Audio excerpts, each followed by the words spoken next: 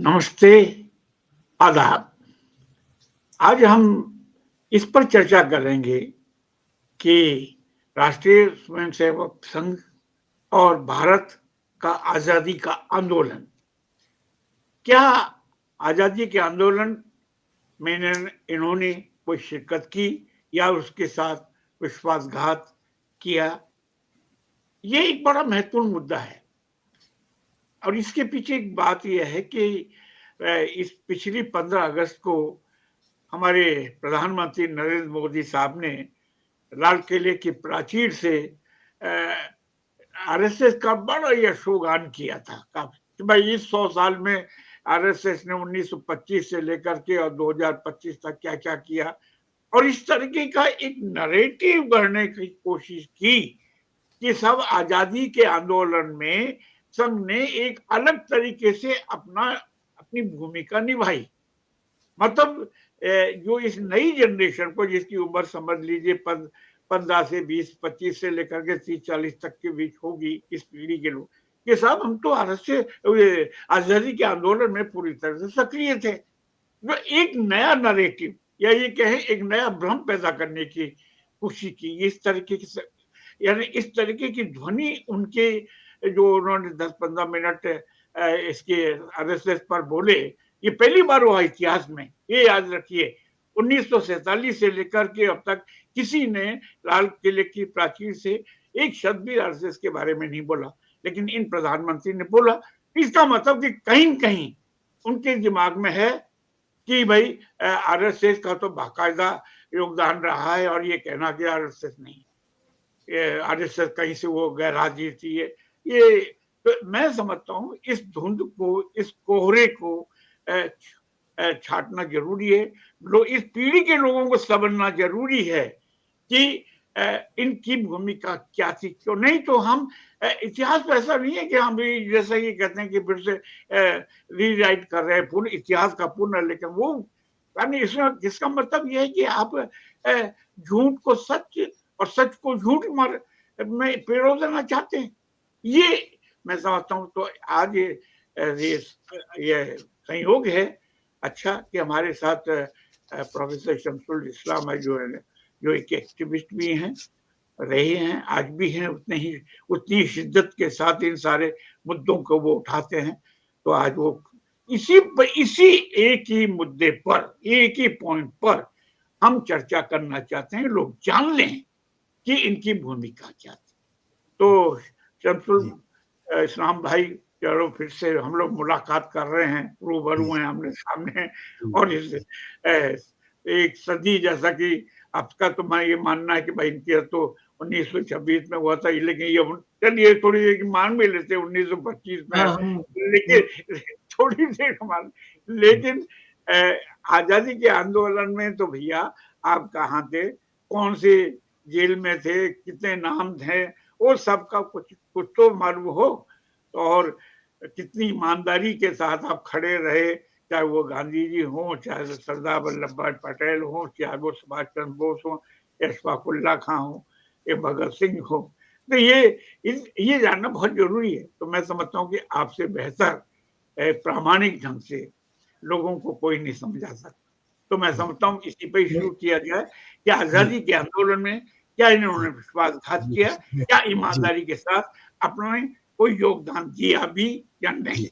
जी जय भीम, इनकलाब जिंदाबाद।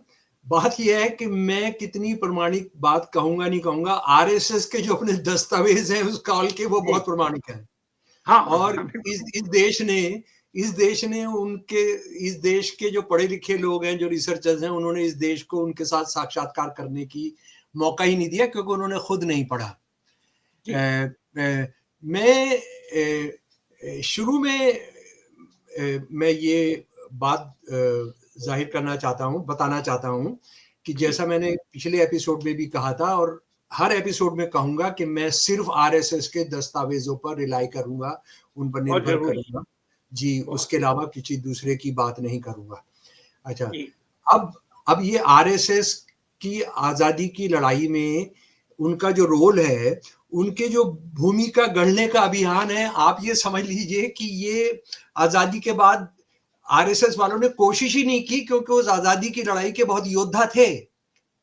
ये पहली बार जो कोशिश की गई इसको गढ़ने की, वो हुआ भाई साहब 18 मार्च 1999 को 110वीं वर्षगांठ पर हेडगेवार साहब की।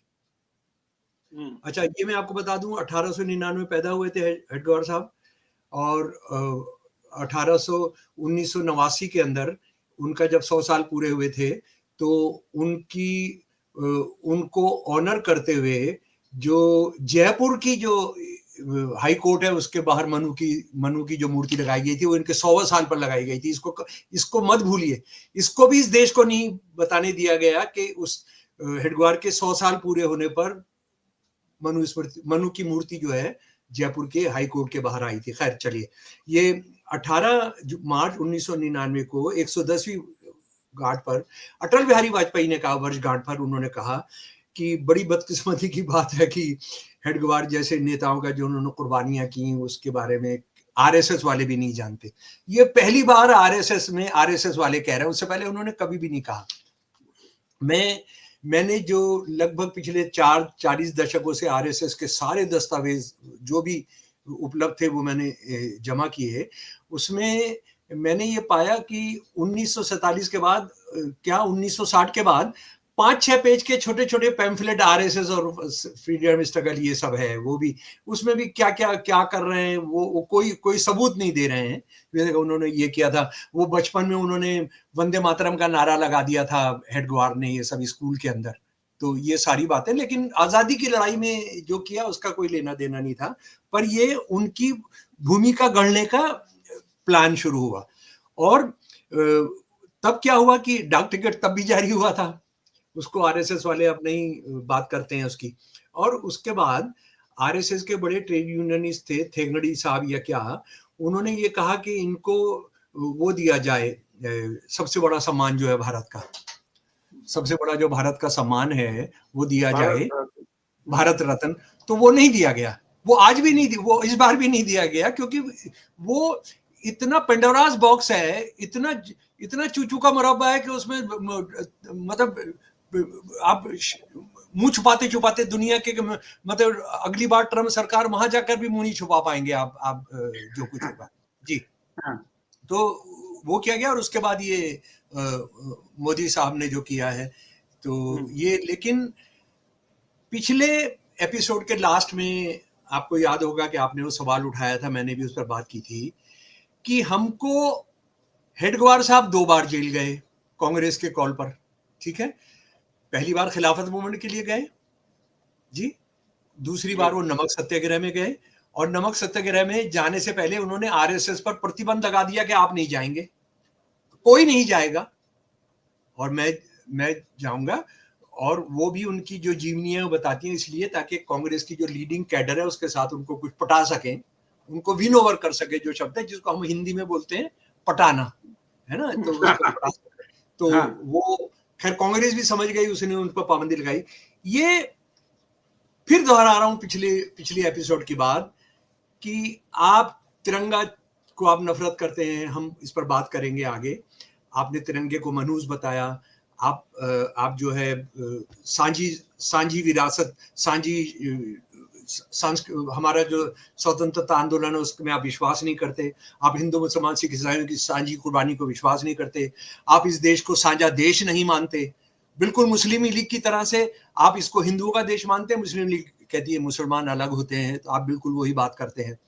पर हमको एक बात बता दीजिए कि आपके प्रतीक थे केसरिया झंडा, आपका प्रतीक था वंदे मातरम जी, आपका प्रतीक था कि गैया माता है, तो हमको कोई एक बात बता दीजिए, एक मौका बता दीजिए, एक मुचलका बता दीजिए जो आपको जामा करना पड़ा हो कि हमने ये वंदे मातरम गाया था, हमने केसरिया लहराया था, हमने ये सब किया था। तो वो एकदम सरासर झूठ है। यानी ये एक, क्या कहूंगा इनको, मतलब झूठ की कौन सी किस्म इनको जीन्स में मिली है, मैं जानता नहीं हूँ, मेरी समझ में नहीं आता है ना। मैं दुनिया के बहुत सारे झूठों के बारे में, मैं इस्लामिस्ट झूठ के बारे में जानता हूँ, मैं क्रिश्चियन जो ज़ायनिस्ट हैं उनके झूठ के बारे में जानता हूँ, उनकी गढ़ी हुई कहानी के बारे में जानता हूँ, लेकिन इनके बराबर का, इनके जैसा पैदा हुआ कोई कोई नहीं मिलेगा। मैं आपको सबसे पहले शुरू करता हूँ इनके दस्तावेज से। ये अभी क्या करते हैं, खासतौर पर जिस कोई यूनिवर्सिटी के प्रोफेसर का आपने नाम लिया था, उसने किताब लिखी कि देखिए ये, राकेश सिन्हा, हाँ राकेश सिन्हा वो कि वो देखिए कितना झूठ बोलते हैं। ये इन्होंने जो है हेडगेवार साहब ने कांग्रेस के कॉल पर सन 1930 के अंदर जो आजादी का दिवस जो मनाने को तय किया गया था 26 जनवरी सन 1930 से सन 1929 में कांग्रेस ने लाहौर अधिवेशन में एक प्रस्ताव पास किया कि आप उस दिन आजादी का दिन मनाएंगे, तिरंगा लहराएंगे और आप सलाम करेंगे, आजादी पर बात करेंगे। तो इसने इतना बड़ा झूठ बोल दिया, इसने ये झूठ बोला कि उन्होंने कांग्रेस का कॉल माना था, जबकि सच ये है आरएसएस के दस्तावेज बताते हैं कि उन्होंने कहा कि लेकिन फहराना है केसरिया झंडा, केसरिया झंडा फहराना है और हम आजादी से असली मतलब क्या समझते हैं वो बताना है, यानी हिंदू राष्ट्र बनाना है। तो कितना झूठ बोल सकते हैं। अच्छा, मैं एक सवाल कर रहा हूं, उसके बाद इनके दस्तावेजों से पढ़ूंगा ही कि हेडगेवार की जीवनियां छापी हैं। एक तो है एच.बी. शेषाद्री जी का डॉक्टर हेडगेवार दी एपक मेकर, सीपी भिशिकर संघ वृक्ष के बीच डॉक्टर केशव राव हेडगेवार, ठीक है सर। उसके बाद उन्होंने छापी सर ये संघ वृक्ष के बीच जी, फिर एच.बी. शेषाद्री डॉक्टर हेडगेवार दी एपक मेकर, ठीक है जी। उसके बाद जनाब एन.पी. पालकर डॉक्टर हेडगेवार पत्र रूप व्यक्ति दर्शन, डॉक्टर हेडगेवार के पत्रों का हिंदी संस्करण। एच.बी. पिंगले स्मृति कर्ण परम पूज्य डॉक्टर हेडगेवार के जीवन की विभिन्न घटनाओं का संकलन। ये सारे के सारे आरएसएस के प्रकाशन हैं, ठीक है जी। उसके बाद ये गोलवलकर के 7 वॉल्यूम जो आरएसएस वालों ने सारी लाइब्रेरी से गायब करा दी है। ये वो टाइम बम है, राष्ट्र विरोधी, इंसानियत विरोधी जी, ये राष्ट्र विरोधी, इंसानियत विरोधी कि जिनको पढ़कर मैं कह रहा हूं दफन कर देंगे लोग किसी भी ऑर्गेनाइजेशन को, भारत छोड़िए किसी भी उसके अंदर। ये सारी किताबें मैं कह रहा हूं उनको छपवाए ना आरएसएस और मोदी साहब ने अब आरएसएस को कह दिया उनका युद्ध, छपवाए इनको छपवाए और यूनिवर्सिटी के अंदर पढ़वाए। गोलवलकर का एक सब्जेक्ट रखे, आरएसएस का एक सब्जेक्ट रखे, और जो लोग आरएसएस से बाकी में लड़ना चाहते हैं उन्होंने ये जो मेरे पास है इनकी ये सारी जीवनियां, इन जीवनियों को हम बांटें, हम खड़ा करें। ये करना था, ये लोगों ने करना था जो नहीं किया। इसमें क्या क्या है जरा सा आपको मैं बता देता हूं। ये मैंने आपको बताया सन 1929 का, सन 1930 में उन्होंने क्या किया। ये डॉक्टर साहब, ये उनकी जीवनी है जनाब, ये एच.बी. शेषाद्री की। डॉक्टर साहब ये समझते थे कि स्वतंत्रता का संदेश का प्रसार का कोई, चलिए ये तो उसका जो वो उसमें गए, नमक सत्याग्रह में गए कि वो मेरे को वहां जाना चाहिए, लेकिन उन्होंने सबको बैन कर दिया था जी। उसके बाद जी मैं आता हूं सर जी। संघ की स्थापना के बाद डॉक्टर साहब अपने भाषणों में हिंदू संगठन के संबंध में ही बोला करते थे। सरकार का प्रत्यक्ष टीका नहीं के बराबर रहा करते थे। वह कहा करते थे कि संगठन से ही सारे प्रश्न हल होंगे, इसके लिए हिंदुओं को संगठित होकर अपने धर्म और संस्कृति की रक्षा करनी चाहिए। कांग्रेस क्या कर रही है, अंग्रेजों के खिलाफ पूरा जन मोर्चा बना रही है, हिंदू मुसलमान सिख सारी जातियां। ये अंग्रेज चाहते हैं हिंदू मुसलमान अलग रहे, सिर्फ हिंदुओं को संगठित कर रहे हैं। मुस्लिम लीग सिर्फ मुसलमानों को संगठित कर रही है, देख रहे हैं, वो ट्रू नेशनल थ्योरी के हिसाब से काम कर रहे हैं। और उसके बाद क्या कह रहे हैं, जब हम बात कर रहे हैं हमारी सांझी संस्कृति, जब 1857 की सांझी शहादतों की बात कर रहे हैं, जब अशफाक उल्लाह, राम प्रसाद बिस्मिल, भगत सिंह के शहादतों की बात कर रहे हैं, हम उधम सिंह की बात कर रहे हैं जिन्होंने शहीद होने से पहले कहा मेरा नाम मोहम्मद सिंह आजाद है, मेरा नाम उधम सिंह नहीं है। मोहम्मद सिंह आजाद क्यों है कि हिंदू मुसलमान सिख जब तक एक नहीं होंगे अंग्रेजों को हम उठाकर नहीं फेंक सकते। हालांकि पता नहीं क्यों कुछ लोगों ने इनके नाम के आगे राम लगा दिया, वो कि राम मोहम्मद सिंह आजाद, जो बिल्कुल गलत है, क्योंकि लोगों को ऐसा लगा कि आजाद जो है वो उर्दू नाम है तो वो किसी हिंदू का नहीं हो सकता, जबकि चंद्रशेखर आजाद थे ही। तो मोहम्मद सिंह आजाद वो शहीद होने से पहले कह रहे हैं, लिख रहे हैं, जो मुझे मोहम्मद सिंह आजाद नहीं कहेगा वो मेरा दोस्त नहीं है, मेरा दुश्मन है। उस दौर के अंदर जब कोई आदमी बात करे सिर्फ हिंदू की, सिर्फ मुसलमान की, सिर्फ सिख की, तो वो अंग्रेजों की ही मदद कर रहा था। अब जरा सुनिए उनकी एक और बात। हिंदू संस्कृति हिंदुस्तान की जिंदगी की सांस है, इसीलिए ये स्पष्ट है कि अगर हिंदुस्तान की रक्षा करनी है तो हमें सबसे पहले हिंदू संस्कृति का पोषण करना होगा। अगर हिंदुस्तान में ही हिंदू संस्कृति का अवसान हो जाए और हिंदू समाज का अस्तित्व न रहे तो सिर्फ बची हुई भौगोलिक सत्ता को बतौर हिंदुस्तान उल्लेख करना उचित नहीं होगा। सिर्फ एक भौगोलिक गांठ से कोई राष्ट्र नहीं बनता। दुर्भाग्य से कांग्रेस संगठन ने हिंदू धर्म और हिंदू संस्कृति की रक्षा के बारे में कुछ नहीं सोचा। ये संगठन इसके उलट हिंदू समाज पर बाहरी तत्वों के दिन प्रतिदिन के आक्रमण के तरफ की आंख मूंदे हुए हैं। यानी मुसलमान विदेशी थे, अंग्रेजों के विदेशी होने का कोई जिक्र नहीं है, जो अभी राज कर रहे हैं उसका कोई जिक्र नहीं है। मुसलमान जो 1757 में जिनका राज खत्म हो चुका, 1857 आ गए, ईस्ट इंडिया कंपनी आ गई, उसका कोई जिक्र नहीं है जी। और उसके बाद हेडगेवार साहब क्या कह रहे हैं, असल में आरएसएस में बहुत ईमानदार बच्चे थे, नौजवान साथी थे, तो वो सवाल कर रहे हैं तुम क्या कर रहे हो, चुप बैठे हो। उन्होंने कहा आज जेल जाने को देशभक्ति का लक्षण माना जा रहा है। जब तक इस तरह की क्षणिक भावनाओं के बदले समर्पण के सकारात्मक और स्थायी भाव के साथ अविराम प्रयत्न नहीं होते तब तक राष्ट्र की मुक्ति असंभव है। और राष्ट्र साझा राष्ट्र नहीं, वो हिंदू राष्ट्र नहीं, अंग्रेजों से मुक्ति नहीं जी जी। उसके बाद ये क्यों भागे हैं स्वतंत्रता संग्राम से? हिंदुस्तान देश किसका है इसकी सही कल्पना उस समय लगभग किसी को भी नहीं थी। इसलिए गत सहस्त्र वर्षों के प्रेरित इतिहास को अनदेखा कर विदेशी हमलावर मुसलमान, ईसाई आदि लोगों को भी हमने अपना माना। प्रादेशिक राष्ट्रवाद की इस विकृत कल्पना के साथ चिपके रहने के जो प्रयत्न किए गए थे वो हिंदुस्तान के लिए अर्थात प्राचीन काल के अपने पराक्रम तथा ऐश्वर्य से त्रिलोक, स्वर्ग, पृथ्वी और नरक में जिसका डंका बजा था, हिंदू राष्ट्र के लिए अनंत घातक सिद्ध होंगे। ईसाइयों की बात कर रहे हैं लेकिन ईसाई शासकों की बात नहीं कर रहे हैं। ईसाई शासकों को बेचारा ईसाई जो मोहल्ले के अंदर रहता है, जो कभी भी जिनकी संख्या 2% से नहीं बढ़ी, उनकी बात हो रही है जी। उसके बाद ये तो 1940 में देहांत हो गया इनका, हेडगेवार साहब का। गोलवलकर साहब बन गए जी। गोलवलकर साहब सबसे प्रोमिनेंट गुरु हैं और प्रोफेसर रामचंद्र गुहा जो हैं इनको गुरु ऑफ हेट भी कहते हैं, नफरत का गुरु है ही। नफरत का गुरु है मतलब नफरत भी हल्का शब्द पड़ जाएगा इस बंदे के लिए, जरा सुनिए जी।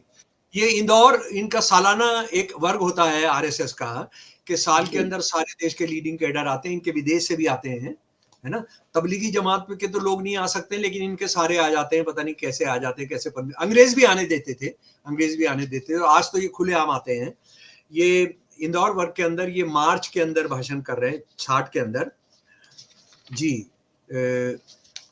नित्य कर्म में सदैव संलग्न रहने के विचार की, ये इस किताब से है जनाब, की आवश्यकता का एक और भी कारण है। समय समय पर देश में उत्पन्न परिस्थिति के कारण मन में बहुत उथल पुथल होती ही रहती है। सन 1942 में उथल पुथल हुई थी, उसके पहले सन 1930-31 में भी एक आंदोलन हुआ था, समझ लीजिए 30-31 नमक सत्याग्रह और 1942 भारत छोड़ो आंदोलन। उस समय कई लोग डॉक्टर जी के पास गए थे। इस शिष्टमंडल ने डॉक्टर जी से अनुरोध किया कि इस आंदोलन से स्वतंत्रता मिल जाएगी और संघ को पीछे नहीं रहना चाहिए। उस समय एक सज्जन ने जब डॉक्टर जी से कहा कि वो जेल जाने के लिए तैयार हैं तो डॉक्टर जी ने कहा जरूर जाओ, लेकिन पीछे आपके परिवार को कौन चलाएगा? जरा सोचिए, वो देश के लिए कुर्बानी करने आ रहा है, वो याद दिला रहा है तेरा परिवार भी है, आजा। उस सज्जन ने बताया 2 साल तक केवल परिवार चलाने के लिए नहीं बल्कि आवश्यकता अनुसार जुर्माना भरने की भी पर्याप्त व्यवस्था उन्होंने कर रखी है। उन्होंने कहा अरे भाई आप फिक्र ना करिए, मेरे बच्चे भूखे नहीं मरेंगे, मैं जो जुर्माना दूंगा उसकी व्यवस्था किया, परिवार चलाने की भी व्यवस्था करके आया हूं। तो डॉक्टर जी ने क्या कहा सुन लीजिए, ये गोलवलकर के शब्द हैं सर। आपने पूरी व्यवस्था कर रखी है तो अब 2 साल के लिए संघ का ही कार्य करने के लिए निकलो। और उसके बाद फिर गोलवलकर के शब्द। घर जाने के बाद वो सज्जन ना जेल गए ना संघ का कार्य करने के लिए बाहर निकले। कैसे ये निरुत्साहित कर रहे थे, कैसे डिमोरलाइज कर रहे थे कि तुम मुसलमानों से लड़ने के लिए संगठित हो, अंग्रेजों से भिड़ने के लिए मत करो। उसके बाद और सुनिए, और शर्मनाक, यानी कोई सीमा नहीं है शर्मनाक होने की, तो संघर्ष के बुरे परिणाम हुआ ही करते हैं। ये सीधा उनकी भाषा है जनाब। कहीं पर तो मैंने बहुत सारी जगह अंग्रेजों से अनुवाद किया, अंग्रेजी से अनुवाद, ये उनकी भाषा है। सन 1920-21 के आंदोलन के बाद लड़कों ने उद्दंड होना प्रारंभ किया। ये नेताओं पर कीचड़ उछालने का प्रयास नहीं है।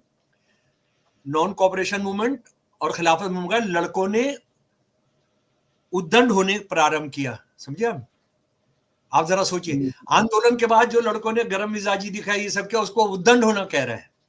परंतु संघर्ष के बाद उत्पन्न होने वाले अनिवार्य परिणाम है। बात इतनी ही है कि इन परिणामों को काबू में रखने के लिए ठीक व्यवस्था नहीं कर पाए, यानी नौजवानों को करना नहीं चाहिए था। सन 1942 के बाद तो जरा सुन लीजिए, गौर से सुन लीजिए, सन 1942 के बाद तो कानून का विचार करने की आवश्यकता नहीं, ऐसा प्राय लोग सोचने लगे। ये आंदोलन, और जरा सुनिए, सन 1960 में वो बिहार को गाली बकते हुए बिहार में अराजकता को वो क्विट इंडिया मूवमेंट से जोड़कर क्या कह रहा है, और आज बिहार में चुनाव हो रहा है, लेकिन बदकिस्मती से आरएसएस से लड़ने वाले इसको लेकर ही नहीं जाएंगे, उनको बताएंगे ही नहीं कि बिहारियों की सन 1960 के अंदर गोलवालकर ने क्या कहा था। सन 1942 के भारत छोड़ो आंदोलन को जलील करते हुए उसने आज के बिहार को, सन 1960 के बिहार को क्या कहा था। ये आंदोलन विशेष रूप से बिहार में खूब चला। आज हम देखते हैं कि गाड़ियां रोकना, सांकल खींचना, चेन खींचना, बिना टिकट प्रवास करना आदि बातें वहां आमतौर पर चलती हैं, आमतौर पर चलती हैं। कुछ लोग करते हैं नहीं, आमतौर पर चलती हैं। ये सारी अव्यवस्था और विचित्र देखने वाली परिस्थिति संघर्ष के कारण ही निर्माण हुई है। समझ गए वैसे? 1942 ने सिखाया बिहारियों को कि ट्रेन की खींचो, बिना टिकट सफर करो, गाड़ियां तोड़ो, गाड़ियां फूको। इतना मतलब 42 के आंदोलन को एक अराजकता के रूप में देखा, हाँ, गुंडागर्दी के रूप में।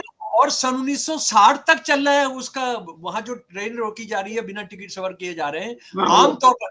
ये भी नहीं कह रहा है कि कुछ लोग फिर भी उसका शिकार हुए, आमतौर पर। बिहार की पूरी इतनी बेइज्जती, बिहार की इतनी पूरी बेइज्जती। अच्छा, उसके बाद आरएसएस के अंदर जो हो रहा है जरा वो भी सुन लीजिए। सन 1942 में भी कईयों के दिल में तीर भावनाएं उमड़ रही थी। उस समय भी संघ का नित्य कार्यक्रम चलता रहा। जरा नित्य कार्यक्रम पर ध्यान करिएगा।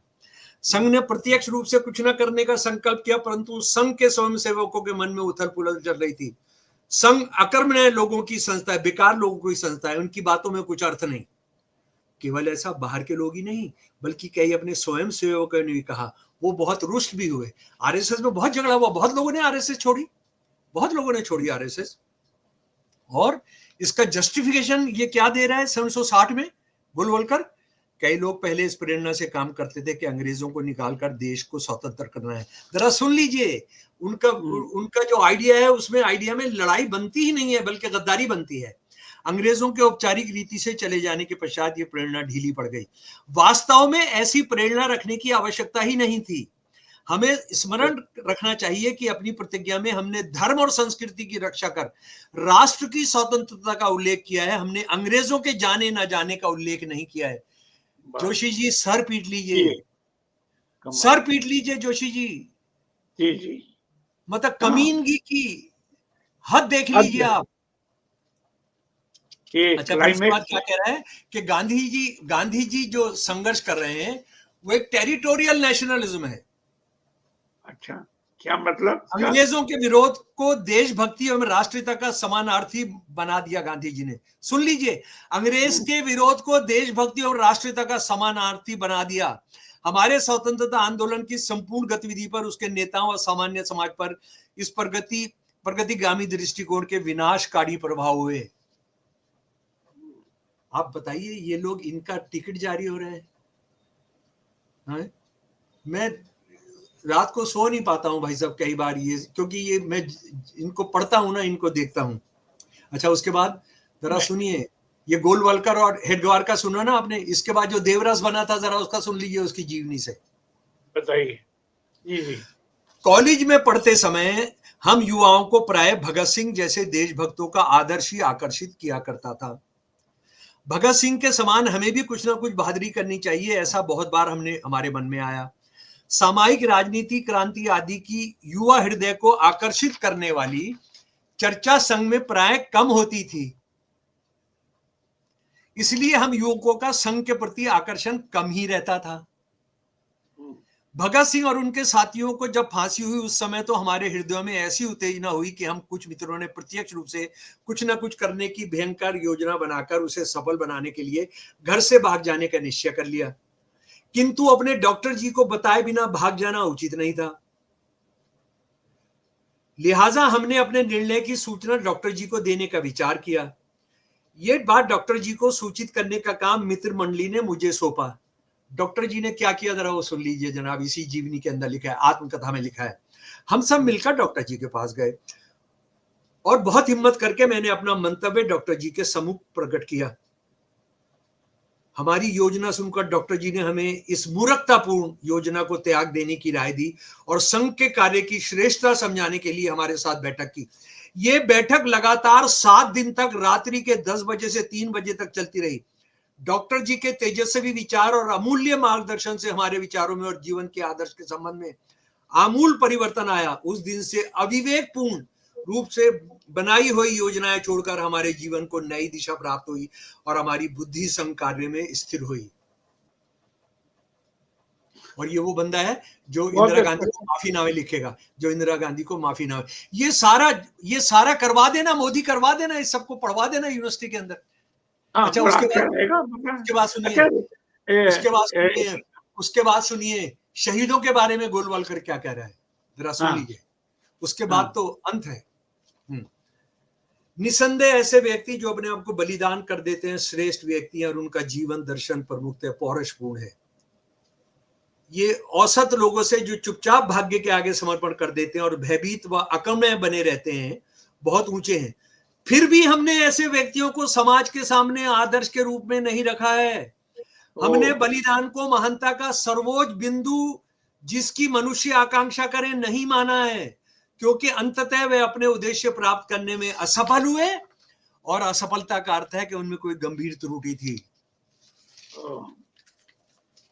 इसका मतलब कि भगत सिंह, सुखदेव, चंद्रशेखर, सुभाष चंद्र बोस, अशफाक उल्लाह खां, बिस्मिल, मतलब इन सब में यानी इन्होंने अपने प्राणों का उत्सर्ग किया, बाजी लगाई और इसका उसमें कहीं त्रुटि थी। ये अजीब व्याख्या है। हाँ, अजीब 1857 के हजारों शहीद, काकोरी के शहीद, जलियांवाला बाग के शहीद, उर्दू के जो जर्नलिस्ट है जिनको तोप के आगे खड़ा करके उड़ा दिया गया 100 से ज्यादा दिल्ली के, 100 से ज्यादा दिल्ली से। तो क्या ये सब बेकार था? यहाँ मैं एक बात आपसे जानना चाहूंगा इस्लाम भाई कि भगत सिंह को फांसी दिलवाने में कहते हैं कि कुछ हिंदुओं का उन्होंने जो गवाही दी और उसके आधार पर उनको फांसी दी गई और बाद में वो नहीं, हम असल में देखिए मैं क्या कर, बहुत चीजें हैं। अब सावरकर की जिंदगी को लेकर क्या क्या सवाल है, मैं उनके दस्तावेज को लेकर बात करता हूँ जो मैंने पाया है। मैं उन पर जो कहा जा रहा है, मतलब मेरे से भी बहुत लाखों दस्तावेज मेरे से, मेरा जिंदगी का जो काल है, जितना मैं कर सका, जितनी हैसियत थी, जितनी इस्तिताअत थी, उतना मैं कर पाया। मैं पैदा हुआ हूँ आरएसएस के इंसान विरोधी, समाज विरोधी दस्तावेजों को अपने देश के लोगों को सामने रखने के लिए। वो तो क्या क्या किया होगा उन्होंने भाई, जब वो ये कह रहे हैं, जब आजादी की लड़ाई को गाली बक रहे हैं।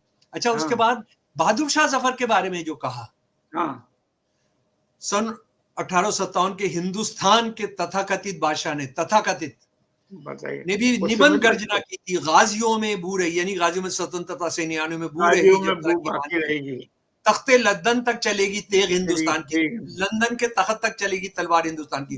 परंतु आखिर क्या हुआ ये सभी जानते हैं। बताइए, कोई आदमी कहेगा ऐसा? कह सकता है? अच्छा, दूसरा ये, अच्छा इसने भी तो कोई किताब लिखी है ना सावरकर जी ने, वो 1857 को लेकर के। उसमें उन्होंने राजाओं के जो दोहरा ये पाखंडी चरित्र था उसको सामने कुछ नहीं, उसने कहा कि मुसलमान मौलवियों के जिहाद ने हिंदुस्तान के लिए लड़ाई लड़ी। मौलवी पटना लखनऊ, वो हम सावरकर पर बात करेंगे। अच्छा, उसके बाद जनाब मुझे लग रहा है कि इसमें और क्या रहता है, आप कोई सवाल बताएं ना जो रह गया। खाली ये कि फ्रीडम स्ट्रगल के साथ इन्होंने जो विश्वासघात किया, मैं समझता हूँ आज यहाँ तक ही अपने को सीमित रखना चाहिए। मतलब ये एक चीज विश्वास भाई स्पष्ट हो साहब, गई। विश्वास सिर्फ विश्वासघात नहीं, उसका विरोध किया। हाँ बिल्कुल। उसके खिलाफ अंग्रेजों की वो मदद तो की, जो हम आगे चलकर हम सावरकर और जिसका श्यामचंद्र। जनसंघ के जो संस्थापक से बाद में बने डॉक्टर जी, श्यामा प्रसाद मुखर्जी, जी, उस समय तो वो मुस्लिम लीग के मंत्री थे। जी, उन्होंने तो बाकायदा चिट्ठी लिखी कि भाई इसको कुचला जाए, दबाया जाए, जी, पार्टी कई चिट्ठी, तो। कई चिट्ठी और लिखी। वही तो व्यक्ति फिर जनसंघ इसको की स्थापना इसको करता है, यही खत्म तो करते फिर हैं। कैसे और मानेंगे आप ये ये सारे देशभक्त हैं? ये सारी बातें जो हैं मेरे पास हैं। हाँ, और तो ये मेरी तो मैं मेरी तो 2 किताबें हैं इसको लेकर। ये देश की नहीं, सारी भाषाओं के अंदर है। ये मैं तो खैर स्वतंत्रता अब ये आंदोलन। इसको अपने को समाप्त करना चाहिए, क्योंकि एक जी, बात आपकी इन सारी चीजों से स्पष्ट हो गई कि 1857 से 1857 को खैर छोड़ें, लेकिन उन जी, जो आजादी का आंदोलन जो लड़ा गया 20वीं सदी के अंदर, उसमें जी, कोई इनका योगदान, चाहे उन्होंने भ्रम पैदा करने की कोशिश जरूर कर रहे हैं, लेकिन इनका कोई योगदान कहीं नहीं रहा। अगर ऐसा होता, कोई व्यक्ति बड़ा आदमी जेल गया होता, तो कम से कम ये बता दे कि कौन सी जेल में, कौन सा सेल नंबर में, आपके कौन से और साथी थे, उन सब का। और जैसा कि आपने ये कहा कि अच्छा चलो भाई, तुम गाय की रक्षा के नाम पर ही आपने कुछ किया हो, आपने किसी के लेकर के या भारत या वंदे मातरम लेकर के अपने अंग्रेजों के खिलाफ कुछ परचम बुलंद कहीं भी किया हो, तो इस देश के, मतलब वो अभी तक कहीं भी गोलवलकर प्रामाणिक ने तौर कहा पर अंग्रेज अपनी जिम्मेदार नहीं है, लूट के लिए अंग्रेज जिम्मेदार नहीं है, बड़ी मछली छोटी मछली को खाती है, ये नेचुरल नियम है। ये मतलब अब ये, तो आप किसको समझा रहे हैं ये सारी बातें?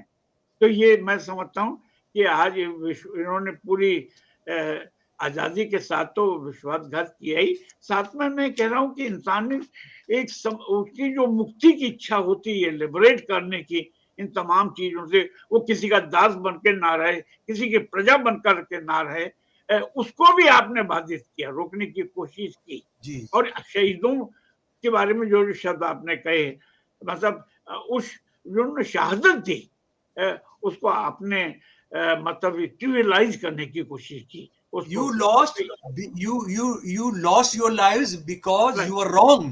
You lost yes, your lives, martyrs, you lost your life because you were wrong.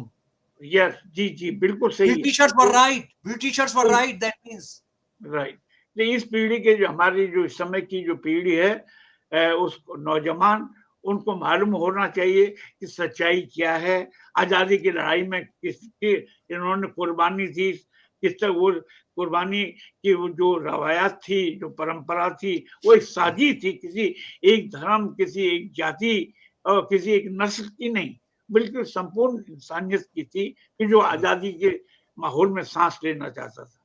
तो इस्लाम भाई, आपने आज कम से कम एक ये धुंध तो दूर कर दी थी कि आजादी की लड़ाई में इनकी कोई भूमिका नहीं थी, जैसा कि हमारे प्रधानमंत्री जी लाल किले की प्राचीर से बोलते हैं, अभी बोले। तो मैं समझता हूँ ये एक गलत भ्रमात्मक, भ्रम पैदा करने वाला नरेटिव है, और इस नरेटिव के प्रति सबको जागरूक रहना गद- चाहिए, उनको इतिहास को। गद्दारों को देशभक्त बताने वाला है, गद्दारों हाँ, को। गद्दारों को देश पर बताने वाले हैं। तो ऐसी हालत में हमको सही परिप्रेक्ष्य में, सही संदर्भों के साथ इतिहास को, और इतिहास में जो ऐतिहासिक भूमिका निभाने वाले जो लोग रहे हैं, उनके बारे में समझना चाहिए।